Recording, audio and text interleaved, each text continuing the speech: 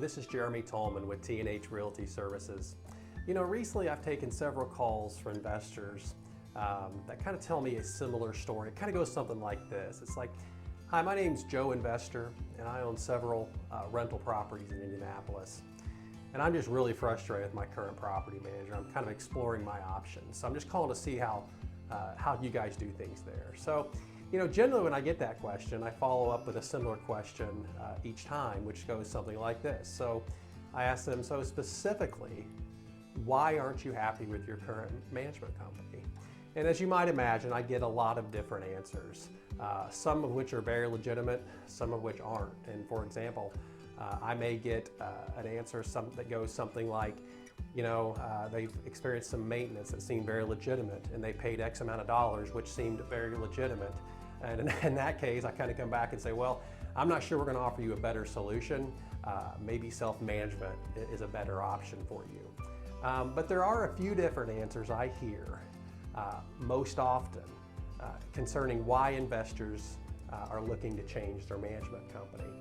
And I feel for various reasons, there are a few of them that are definitely reasons why you should fire your property manager. The first one is lack of communication.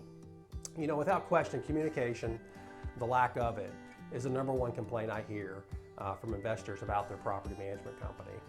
I'm shocked constantly when I hear that it sometimes takes weeks for investors to get a response from their management company. And honestly, with management companies don't respond to investors, my guess is they're not responding to tenants. And that can cause very poor renewal rates, which is going to hurt your cash flow, and that's a problem. So good property management companies should be easy to reach. They should have multiple ways in which to reach them, and there's no excuse for a management company not getting back to its investors in a timely manner. If that's not happening, then it's time to fire the property manager. The second reason is lack of transparency. At the outset, you should know every fee that your property management company is going to tell you. Now that might come in the form of a discussion with that property manager initially, but most certainly it should be outlined, all your fees should be outlined very clearly inside your property management agreement.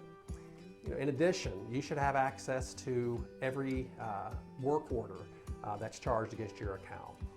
So if you have a repair that happens, you should be able to look at that work order to understand why the repair was needed, and possibly even an invoice associated with that.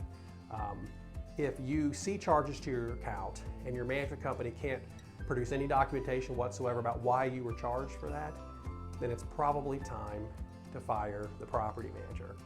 The third is lack of quality tenants. Now, evictions happen. It's just a reality of being a landlord and running a property management company.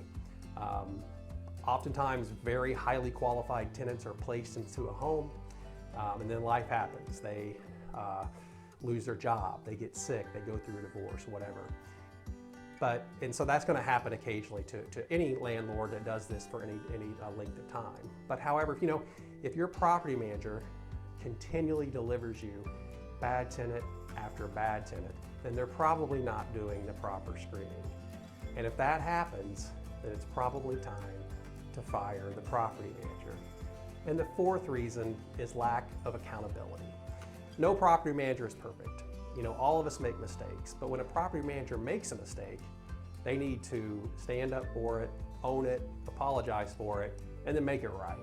For example, let's say your property manager bills you for a toilet repair, and then 2 weeks later, you get another bill for the exact same repair to the exact same toilet. Obviously, the initial repair wasn't a good one. So your property manager should be accountable for that error and credit you for the second repair.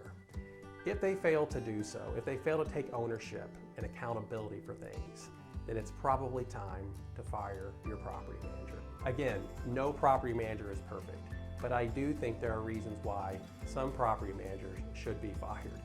If you have any questions at all about property management in general, please don't hesitate to contact us, and thanks for watching.